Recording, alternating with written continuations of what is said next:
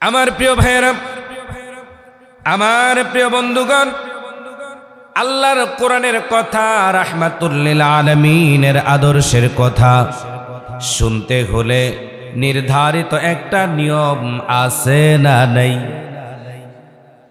কথাটা ব্যক্তি রুহুল আমিন নাইমের নয়, আল্লাহর কোরআনুল কারীম জানায়, وَإِذَا قُرِئَ الْقُرْآنُ فَاسْتَمِعُوا لَهُ وَأَنصِتُوا لَعَلَّكُمْ تُرْحَمُونَ।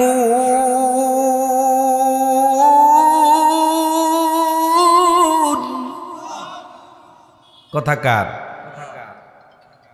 আল্লাহ তাআলা বলেন, যখন তোমাদের সামনে কোরআনুল কারীম থেকে কথা বলা হবে, উপদেশ দেয়া হবে, নসিহত করা হবে, তখন তোমাদের দায়িত্ব হলো দুইটা। কয়টা? জোরে কোন? এক নাম্বার হলো চুপ করা লাগবে, নীরব হওয়া লাগবে, নিস্তব্ধ হওয়া লাগবে। দুই নাম্বার হলো আমলের মানসিকতা নিয়ে দিলের কান দিয়ে আল্লাহর কোরআনের কথাগুলো বলা লাগবে, শোনা লাগবে। বলেন সুবহানাল্লাহ। দায়িত্ব কয়টা? এক নম্বরে চুপ করা লাগবে, দুই নম্বরে মনোযোগ দিয়ে দিলের কান দিয়ে আমলের মানসিকতা নিয়ে শোনা লাগবে। এই দুইটা শর্ত মেনে যদি আপনি আল্লাহ পাকের কোরআনুল কারীমের কথাগুলো শুনেন, আল্লাহ তাআলা বলেন লাআল্লাকুম তুরহামুন, আল্লাহ পাক রব্বুল আলামিন আপনাদের সকলের উপর আল্লাহ পাকের রহমত বর্ষণ করবেন। আমরা কি আল্লাহ পাকের রহমত পেতে চাই? যারা আওয়াজ দিলেন না তারা মনে হয় রহমত পেতে চান না। আমি আবারও জানতে চাইব, আমরা কি আল্লাহ পাকের রহমত পেতে চাই? আমার প্রিয় ভাইয়েরা, আমার প্রিয় বন্ধুগণ, আল্লাহ পাকের রহমত পেতে চাইবে যারা, দোকানপাট, রাস্তাঘাট, মেলা খেলা সব কিছু ছেড়ে দিয়ে কোরআনুল কারীমের মাঠে এসে বসে যাবে তারা। একটু আওয়াজ দিয়ে কথা বলেন, ঠিক কিনা আপনারা? এবার আমি আপনাদেরকে হাদিস শরীফ থেকে শোনাচ্ছি। আমাদের প্রিয় নবীজি রাহমাতুল লিল আলামিন তিনি আমাদেরকে বলে দিয়েছেন, যদি কোনো ব্যক্তি কোরআনুল কারীম তেলাওয়াত করে, কোরআনুল কারীম থেকে নসিহত করে, উপদেশ দেয়, যিনি দিলেন আর যারা তার কথাগুলো শুনলো, নসিহতগুলো শুনলো, ও বন্ধু, আল্লাহ পাকের রাসূল বলেন, এই কোরআনুল কারীমের প্রত্যেকটা হরফের পরিবর্তে জিনিস তেলাওয়াত করলেন আর যিনারা শুনলেন, প্রত্যেকের আমলনামায় প্রতি হরফের পরিবর্তে আল্লাহ তাআলা 10টা করে নেক জমা করে দেন। তাহলে কোরআনের মাঠে আসছেন আপনারা যারা, আপনাদের লাভ আছে না নাই? কথা বলেন, লাভ আছে তো? প্রতি হরফে নেকি কয়টা? 100 হরফ যদি পড়া হয় নেকি পাবেন কত? মিনিমাম 1000। সুবহানাল্লাহ কোন? আমার প্রিয় ভাইয়েরা, আমার প্রিয় বন্ধুগণ, নবীজি বলে দিলেন 2 নাম্বার আরেকটা বিষয়। রাহমাতুল লিল আলামিন তিনি বলে দিলেন, যদি আপনাদের এই এলাকার মাহফিলটা তো হচ্ছে গুরুস্থানের পাশে, তাই না? মৃত ব্যক্তিদের স্মরণে। রাহমাতুল লিল আলামিন বলেন, যদি কোনো ব্যক্তি, যেই সমস্ত ব্যক্তিরা ইতিমধ্যে ইন্তেকাল করে কবরের মধ্যে শায়িত আছে, ওই কবরের মধ্যে যে সমস্ত আল্লাহ পাকের গোলামেরা শুয়ে আছে, তারা যদি কঠিন শাস্তি থেকে কঠিনতম শাস্তির মধ্যে থেকে থাকে, কোরআনের মাহফিলে কোরআনুল কারীম তেলাওয়াত শুরু হয়েছে যখন থেকে নিয়ে যতক্ষণ পর্যন্ত তেলাওয়াত হবে, ততক্ষণ পর্যন্ত আল্লাহ পাক রব্বুল আলামিন তাদের কবরের কঠিনতম আযাবকে আল্লাহ তাআলা হালকা করে দিবেন। তাহলে কোরআনের মাহফিল হলে জীবিত মানুষের লাভ। কথা বলেন ঠিক কিনা? প্রতি হরফে 10 নেকি, এটা হলো জীবিতদের জন্য। আর মৃত মানুষের জন্য লাভ, কবরের আযাব বন্ধ।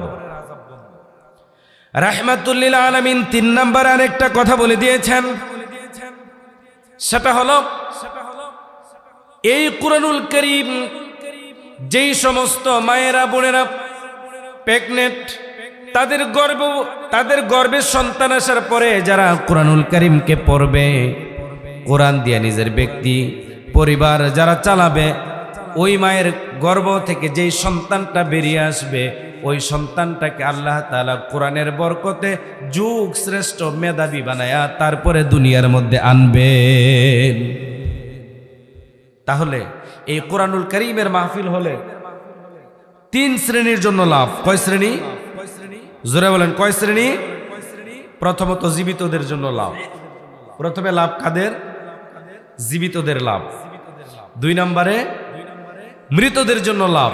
3 নম্বরে কামিং ভবিষ্যৎ প্রজন্ম যারা, তাদের জন্য লাভ। সুবহানাল্লাহ কইতে পারলেন না? আরো জোরে বলেন সুবহানাল্লাহ। আমার প্রিয় ভাইয়েরা, আমার প্রিয় বন্ধুগণ, তারপরেও যারা কোরআনুল কারীমের মাহফিল সাজিয়ে কোরআনুল কারীমের মাহফিলে যারা আসতে পারলো না, বন্ধুগণ, এগুলো কোনো মুমিনের চরিত্র হতে পারে না। কোরআনুল কারীমের মাহফিল সাজিয়ে তার পাশে যারা কথাবার্তা বলবে, হইচই করবে, মেলা জমাবে, আড্ডায় ব্যস্ত থাকবে, এগুলো কোনো মুমিনের চরিত্র হতে পারে না। এগুলো হলো মুনাফিক আর কাফেরের চরিত্র। একটু আওয়াজ করে কথা বলেন, ঠিক কিনা? কথাটা ব্যক্তি রুহুল আমিন নাইমের নয়, আল্লাহ পাকের কোরআনুল কারীম জানায় দেয়, وقال الذين كفروا لا تسمعوا لهذا القرآن والغوا فيه لعلكم تغلبون।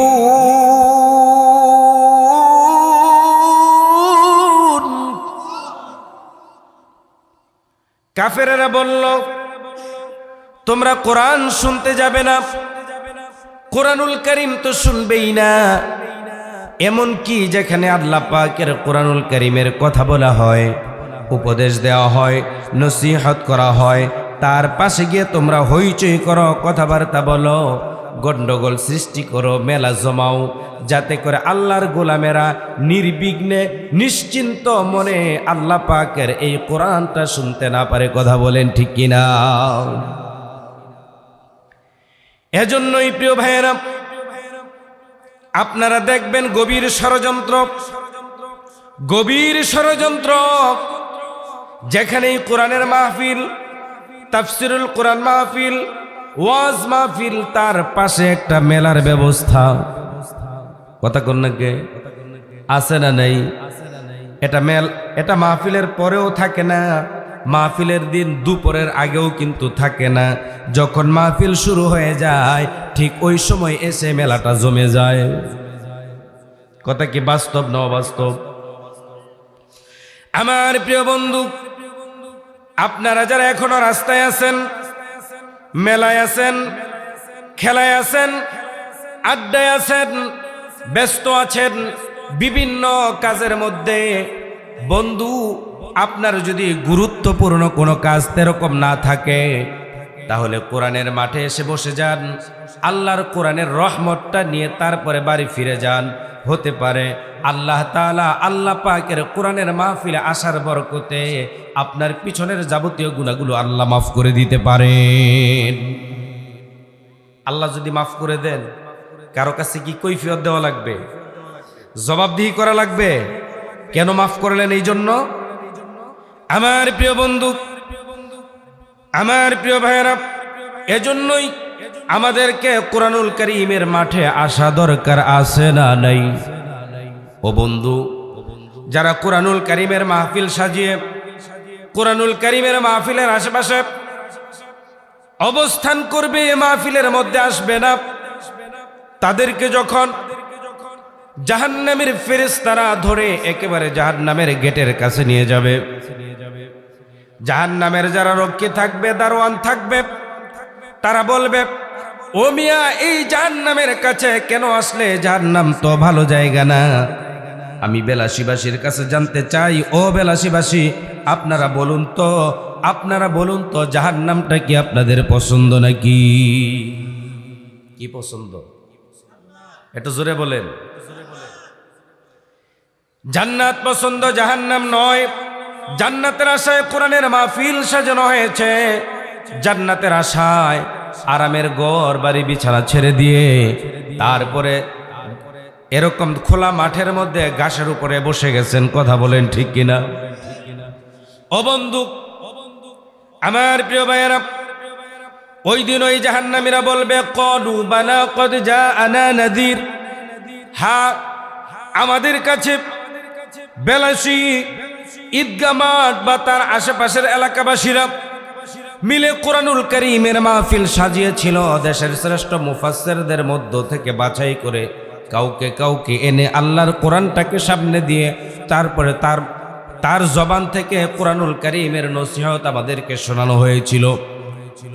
জাহান্নামের কঠিন ভয়ের কথা আর জান্নাতের সুসংবাদের কথা আমাদেরকে শোনানো হয়েছিল। ফাকাযাবনা ওয়া কুলনা মা নাযালাল্লাহু মিন শাই। যখন ওই মুফাসসির আল্লাহর কোরআন থেকে, আল্লাহ পাকের কোরআনুল কারীম থেকে আমাদেরকে কোরআনুল কারীম থেকে নসিহত শুনিয়েছিল, তখন আমরা বলেছিলাম ফাকাযাবনা ওয়া কুলনা মা নাযালাল্লাহু মিন শাই। আল্লাহ তাআলা এই ধরনের কোনো কথা বলে নাই, তোমরা নিজ থেকে বানায়া কথা বলছো। আমরা যখন কোরআনুল কারীমের কথাগুলো বলি তখন মানুষ আমাদেরকে অনেকে বলে আমরা নাকি বানায়া কোরআনের নামে অপব্যাখ্যা করি। বলে কি বলে না? কথা বলতে হবে, এই ধরনের কথা বলে কিনা? শুধু তাই নয়, তারা আমাদেরকে মিথ্যাবাদী বলে, আমাদেরকে মৌলবাদ বলে, আমাদেরকে এরকম ভাবে জঙ্গি, এই সমস্ত তোকমাও দেয়। আছে না নাই?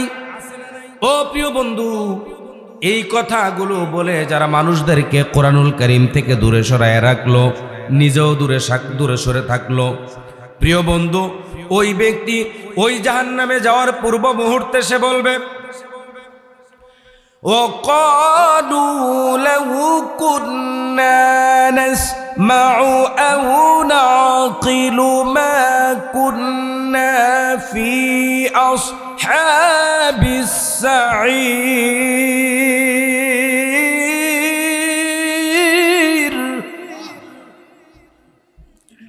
ওই দিন ওই ব্যক্তি বলবে, ওই জাহান্নামী বলবে, আহারে, আমরা যদি বেলাসী ঈদগাহ মাঠে বসে যদি আল্লাহর কোরআনুল কারীমটা আমলের মানসিকতা নিয়ে দিলের কান দিয়ে যদি শুনতাম, আর আল্লাহর কোরআন দিয়ে আমার ব্যক্তি, আমার পরিবার, আমার সমাজ, আমার রাষ্ট্র, আমার রাজনীতি, আমার অর্থনীতি, আমার আইন আদালত, কোর্ট কাচারি, ব্যবসা বাণিজ্য, চাকরি বাকরি, এক কথায় জীবনের প্রত্যেকটা পরতে মোড়ে যদি আমরা আল্লাহ পাকের এই কোরআনুল কারীমকে মেনে নিতে পারতাম, তাহলে আজকে আমাদেরকে জাহান্নামের এই কঠিনতম শাস্তি ভোগ করা লাগে না, আমরা জাহান্নাম থেকে বেঁচে যেতে পারতাম। একটু আওয়াজ করে কথা বলেন ঠিক কিনা?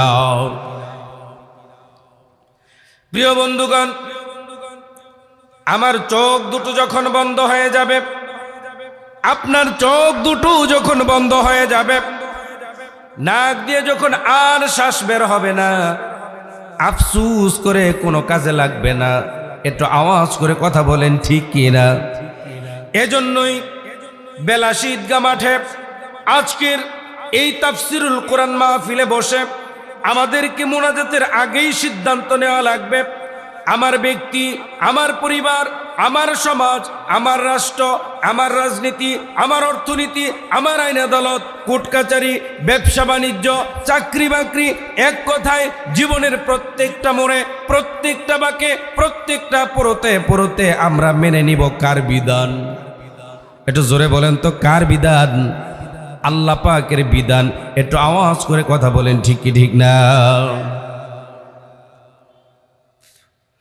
আমার প্রিয় বন্ধু, যদি আপনি আল্লাহ পাকের এই বিধানকে মেনে নিতে পারেন, তাহলে জাহান্নামের কঠিনতম শাস্তি থেকে আপনি বেঁচে যেতে পারবেন। আর যদি আপনি যদি না মানেন, আপনার ব্যক্তিতে কোরআনুল কারীম নাই, আপনার পরিবারে নাই, আপনার সমাজে নাই, আপনার রাষ্ট্রে নাই, আপনার আইনাঙ্গনে নাই, আপনার কোথাও যদি আল্লাহর কোরআনটা না থাকে বন্ধু, এই কোরআনুল কারীম আপনার বিরুদ্ধে হাসরের ময়দানে আল্লাহ পাকের দরবারে মামলা দায়ের করবে। একটু আওয়াজ করে কথা বলেন ঠিক কিনা? মামলা দায়ের করবে।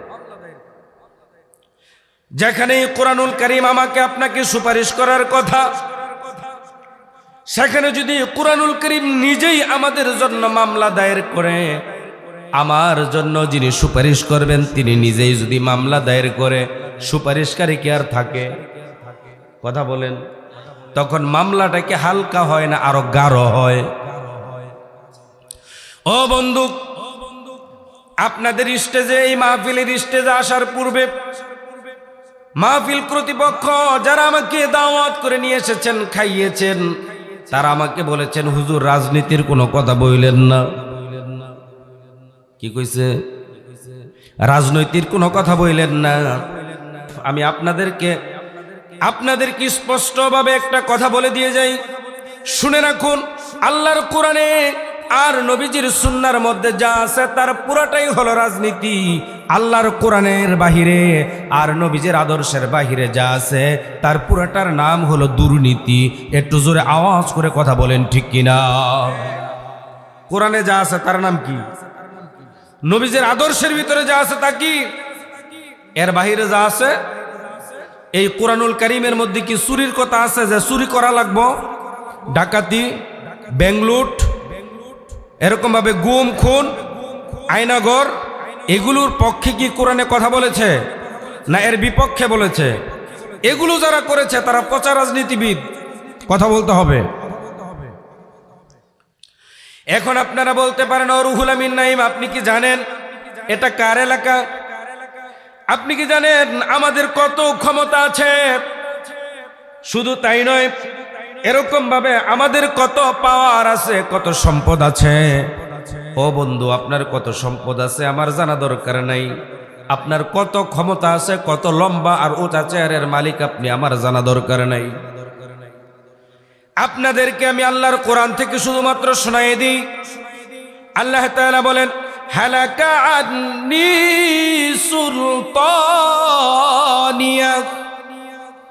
আল্লাহ রাব্বুল আলামিন কোরআনুল কারীমের মধ্যে তিনি বলে দিলেন, আমার প্রিয় বন্ধুগণ, আমার প্রিয় ভাইয়েরা, আল্লাহ পাক রব্বুল আলামিন কোরআনুল কারীমের ভিতরে আল্লাহ পাক রব্বুল আলামিন আপনাদের সম্পর্কে বলে দিলেন, আপনার যত ক্ষমতা থাকুক না কেন, আল্লাহ পাক রব্বুল আলামিন আপনাকে যতই ক্ষমতা দিয়েছেন না কেন, মা আগনা আদনি মালিয়া, আপনার যত সম্পদ আছে কেন, ওই সম্পদগুলো আল্লাহর রাস্তায় যদি আপনি খরচ না করে থাকেন, একামতে দিনের রাস্তায় আল্লাহর জমিনে আল্লাহর দিন কায়েম, মানে কোরআনুল কারীমের, এই কোরআনুল কারীমের রাজত্ব কায়েম করার জন্য যদি আপনার অর্থ সম্পদ যদি আপনি খরচ না করে থাকেন, আপনার এই অর্থ সম্পদ আল্লাহ পাকের কাছে 2 পয়সারও দাম নাই।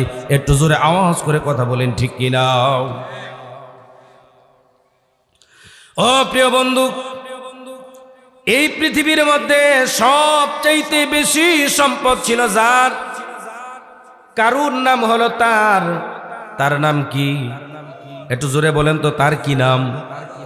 কারুনের এত সম্পদ ছিল, এত ধন সম্পদ ছিল, এই কারুনের আলমিরা, গোডাউন, সিন্দুক, শোকেস, এর চাবি বহন করার জন্য 1টা 2টা না 13টা উট লাগছিল। জোরে বলেন কয়টা?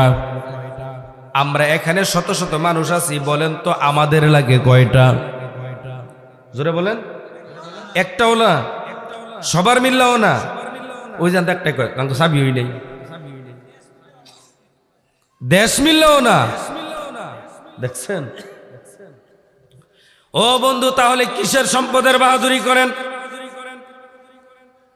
আল্লাহ তাআলা তারপরে বললেন, হালাকা আন্নি সুলতানিয়া।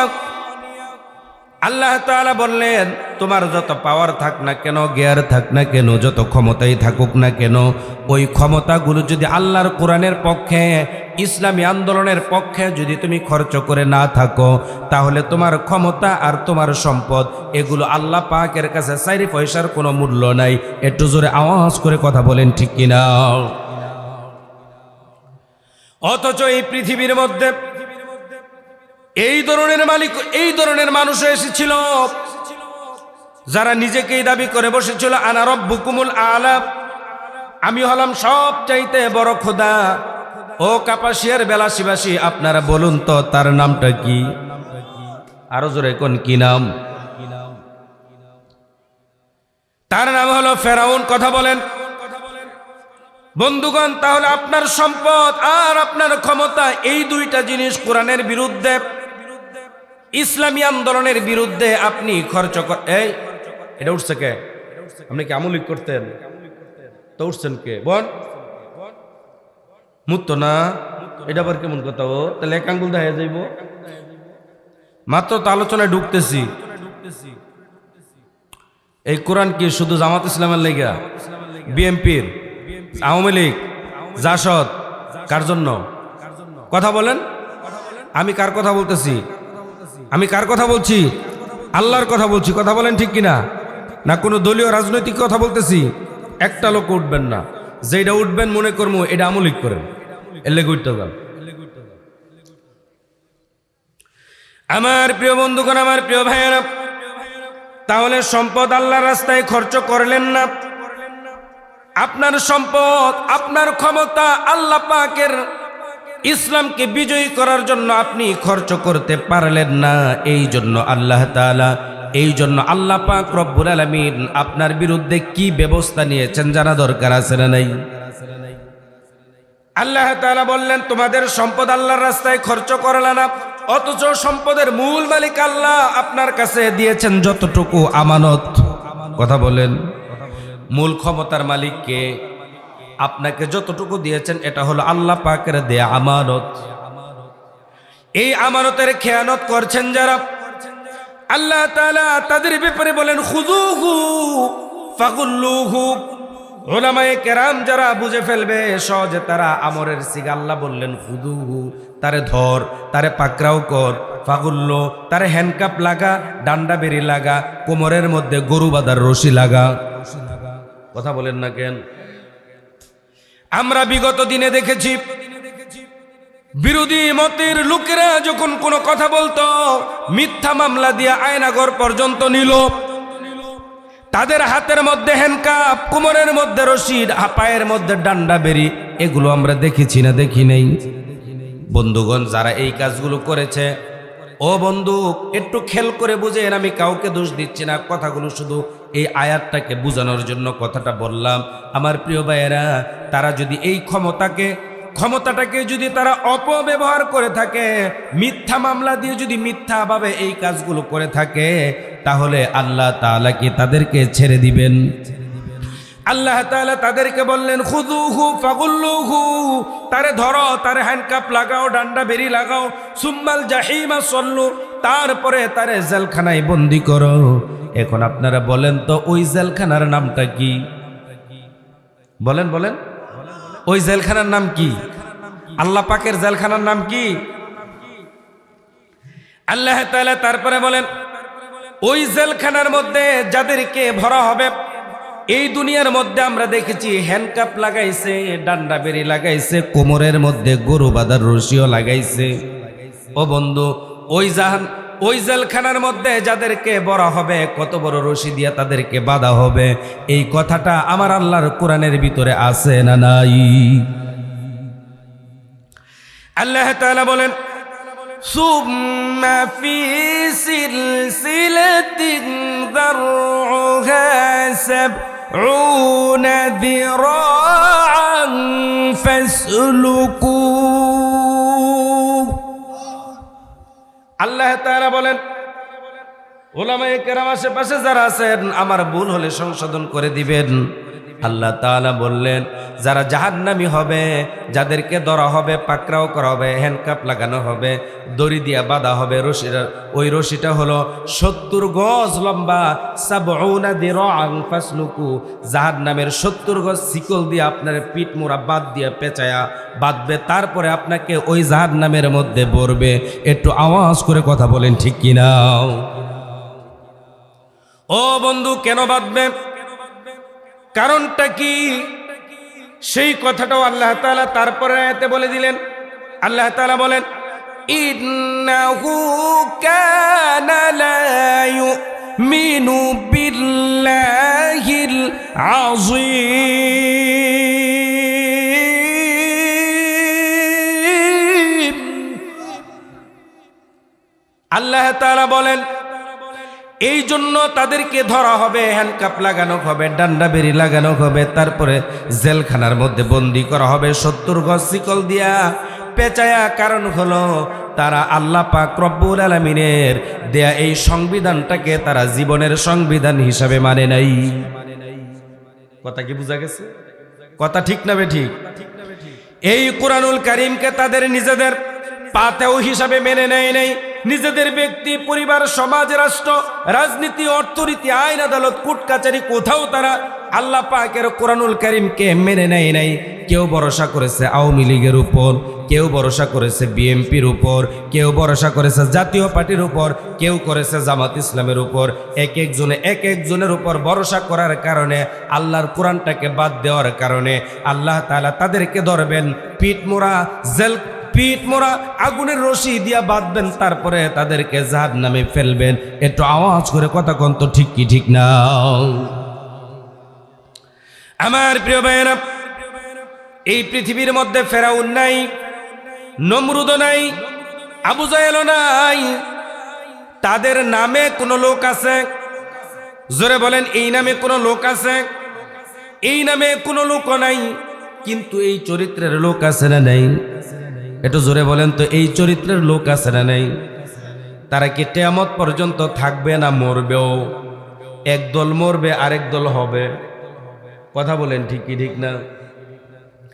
পৃথিবীতে কেউ স্থায়ী হয় না, হোক না সে ফিরাউন কি বানাম রুত, কেউ ভবে চিরকাল রয় না। ঠিক কিনা? পৃথিবীতে কেউ স্থায়ী হয় না, হোক না সে ফেরাউন কি বানাম রুত, কেউ ভবে চিরকাল রয় না, কেউ ভবে চিরকাল রয় না। চলে যায় সব ছেড়ে যেতে হয়, মৃত্যু মানে না কোনো পরিচয়। সব রাজা মহারাজা আর মহাবীর, সব রাজা মহারাজা আর মহাবীর, কাউকে সে অবকাশ দেয় না। পৃথিবীতে কেউ স্থায়ী হয় না, হোক না সে ফেরাউন কি বানাম রুত, কেউ ভবে চিরকাল রয় না, কেউ ভবে চিরকাল রয় না। বলেন মারহাবা। আমি কোরআনুল কারীমের 62 নম্বর সূরা, কত বললাম? 62 নম্বর সূরা, নাম হলো জুমআ। নাম কি বললাম? তার মধ্যে 11টা আয়াত আছে, 2টা রুকু আছে। সূরাটা রাসূল করিম সাল্লাল্লাহু আলাইহি ওয়াসাল্লামের মাদানী জীবনে অবতীর্ণ হয়েছে। সেখান থেকে আমি 8 নম্বর আয়াতে কারিমা তেলাওয়াত করেছি। কয় নাম্বার? খুতবাতে 8 নম্বর আয়াতে কারিমা তেলাওয়াত করেছি। এই আয়াতটাকে, ছোট্ট এই আয়াতটাকে নিয়ে আমি আপনাদের মাঝে কথা বলতে চাই। যদি আপনাদের মাঝে শোনার মতো আগ্রহ পাই, আছে নাকি ভাই? একটু জোরে বলতে হবে, আছে না নাই? একটু জিকির দেন, লা ইলাহা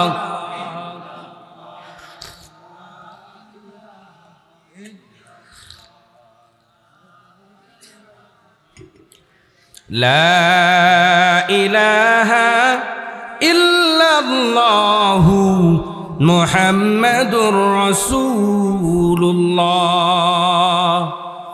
বলেন সাল্লাল্লাহু আলাইহি ওয়াসাল্লাম।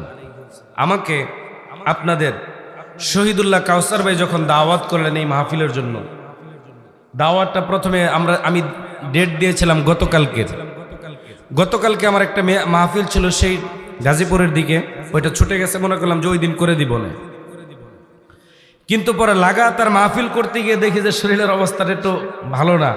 তখন ওনাকে তড়িঘড়ি করে বললাম যে ভাই এটা কি একদিন পরে করা যায় না? আপনাদের কষ্ট হয়েছে কিনা একদিন পরে করার কারণে? আমার একটু ভালো হয়েছে। আমি কিন্তু আসলে অনেকটা অসুস্থ এবং আমার গলা বসা ঠান্ডা, প্রচণ্ড ঠান্ডা। এই জন্য কথাগুলো আমি ওই ধরনের ইউটিউবে বা ফেসবুকে যেরকমভাবে আপনারা গরম কথা শুনেছেন আমি ওই রকম গরম করে বলবো না। আজকে আমি স্বাভাবিকভাবে ঠান্ডা মাথায় কিছু কথা আপনাদেরকে শোনায় দিতে চাই। শুনতে রাজি আছেন ভাই? শুনতে রাজি আছেন? আমার প্রিয় ভাইয়েরা, আমার প্রিয় বন্ধুগণ, তাহলে আল্লাহ তাআলা বলেন বিসমিল্লাহির রহমানির রহিম, কুল ইন্নাল মাউতাল্লাযী তাফিররুনা মিনহু ফাইন্নাহু মুলাকীকুম সুম্মা তুরাদ্দুনা ইলা আলিমিল গায়বি ওয়াশ-শাহাদাতি ফায়ুনাব্বিউকুম বিমা কুনতুম তা'মালুন। এই আয়াতের অর্থ প্রথমে আমরা অর্থটা জেনে নেই। আল্লাহ তাআলা বলেন তোমরা যে মৃত্যু থেকে পলায়ন করছো সেই মৃত্যু অবশ্যই তোমাদের মুখোমুখি হতে হবে।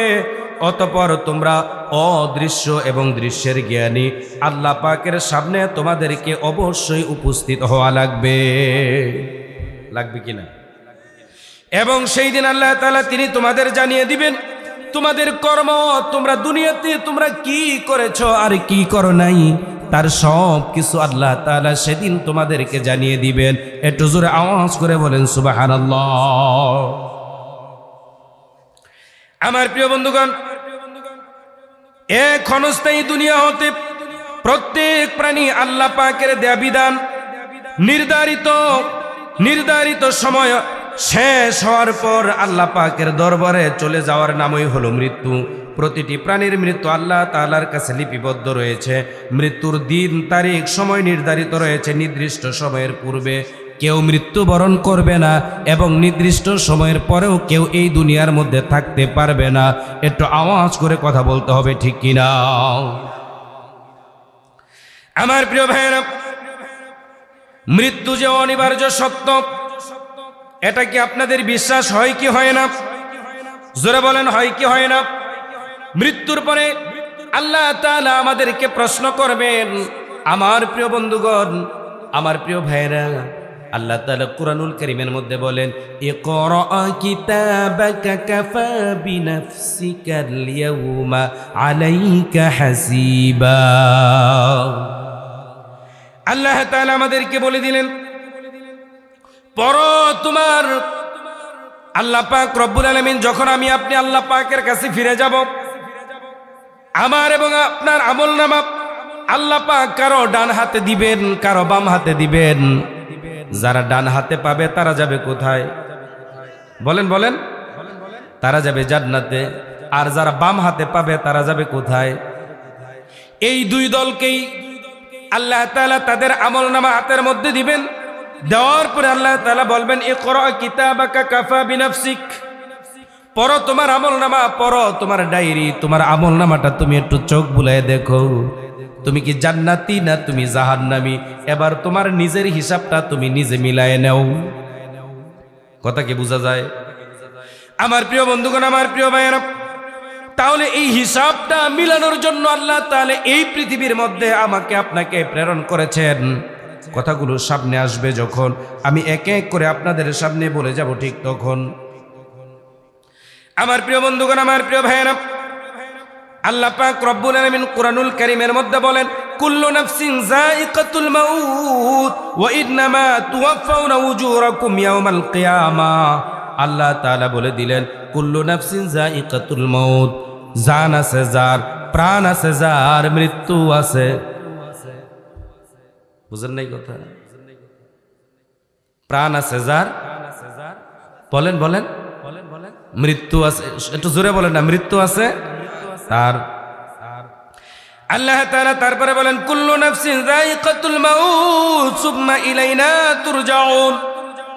আল্লাহ তাআলা তারপর আরো একটা আয়াতের মধ্যে বলে দিলেন জান আছে যার, প্রাণ আছে যার, মৃত্যু আছে তার, এবং তাকে আল্লাহ পাকের সামনে মুখামুখি উপস্থিত হওয়াই লাগবে। না বাঁচা যাবে? হওয়া লাগবে কিনা? এই জন্য আল্লাহ তাআলা আবার বলে দিলেন মা ইয়ালফিজু মিন কওলিন ইল্লা লাদাইহি রাকিবুন আতীদ। গোলাম রে, ও গোলাম, দুনিয়ার মধ্যে থাকা অবস্থায় তুমি কি বলেছ, কি করেছ, তার সব কিছু রেকর্ড করে রাখার জন্য, লিপিবদ্ধ করে রাখার জন্য আল্লাহ তাআলা আমাদের কাছে সর্বসময় রেখে দিয়েছেন দুইটা মোহরি। আরো জোরে বলেন আলহামদুলিল্লাহ। এই দুনিয়ার মধ্যে দুনিয়াদারির কথাবার্তা বলতে গেলে অনেক বেজাল, ঠিক না? কথা কয় নাকি? অনেক বেজাল না? কবরের মধ্যে কি শান্তি আরো বেশি, না কবরে বেজাল আরো বেশি? জোরে বলেন, কবরে বেজাল কম না বেশি? এই দুনিয়ার মধ্যে আপনি একজনকে মনে করেন যে হত্যা করলেন, গুম করলেন, খুন করলেন, তারপরে আপনার বিরুদ্ধে মামলা হলো, মামলা হওয়ার পরে আপনার জন্য কেউ না কেউ কোর্টের মধ্যে যাবে একজন জামিন করাইতে, কথা বলেন ঠিক কিনা? আপনাকে নির্দোষ প্রমাণ করতে কেউ না কেউ যাবে, কিন্তু আল্লাহ পাকের দরবারে যখন কাঠগড়ায় যখন সেখানে আসামি হয়ে দাঁড়াবেন, আসেনি? আছে। তাহলে এই দুনিয়া বেশি কঠিন না আখিরাত বেশি কঠিন? এই দুনিয়া কঠিন বেশি না পরকাল কঠিন বেশি? আমাকে বলছে পরকালের কথা বলতে, আমি পরকালের কথাই বলবো, কথা খালি বুঝা নিবেন। জোরে বলেন আলহামদুলিল্লাহ, আরো জোরে বলেন ইনশাআল্লাহ। আমার প্রিয় বন্ধুগণ, আমার প্রিয় ভাইরা, তাহলে আল্লাহ তাআলা বললেন মা ইয়ালফিজু মিন কওলিন ইল্লা লাদাইহি রাকিবুন আতীদ। আল্লাহ বলেন গোলাম রে, ও গোলাম, তোমরা যা বলছো, যা করছো, তার সব কিছু রেকর্ড করে রাখার জন্য, লিপিবদ্ধ করে রাখার জন্য আমি আল্লাহ তাআলা ক্যামেরা পাঠাই দিছি। এই যেন তিনটা ক্যামেরা দেখতেছেন, দেখছেন? এই যে একটা, এই যে একটা, এই যে একটা, এই যে এই ক্যামেরায় এখন সারা বাংলাদেশে কিন্তু প্রচার হচ্ছে, আর ওইটা ইউটিউবের মাধ্যমে সারা দুনিয়া ধরে ছড়াই দিব। এটা দিয়ে হয়তো, এটা কি, ওইটা মহিলা প্রজেক্টর, বুঝতেছেন তো? তাহলে এই যে বুঝেন যে এগুলো হচ্ছে মানুষের তৈরি করা ক্যামেরা, না ফেরেশতারা তৈরি করে দিছে? কথা বলেন, মানুষ না ফেরেশতা? মানুষের তৈরি করা ক্যামেরা। এই ক্যামেরা দিয়ে রেকর্ড, আমি যা বলছি তার প্রত্যেকটা কথা কিন্তু তারা রেকর্ড করছে, একটা কথাও কিন্তু ছুটছে না। তাহলে আল্লাহ পাকের মানুষের তৈরি করা ক্যামেরা দিয়ে যদি এগুলো করা যায়, তাহলে আল্লাহ পাকের ক্যামেরা আরো কঠিন না আরো নরম? এগুলো নষ্ট হয়ে যাওয়ার সম্ভাবনা আছে, কিন্তু আল্লাহ পাকের ক্যামেরা নষ্ট হওয়ার সম্ভাবনা আছে? কথা বুঝে নিবেন। এই জন্য আল্লাহ তাআলা বলেন কিরামান কাতিবিন।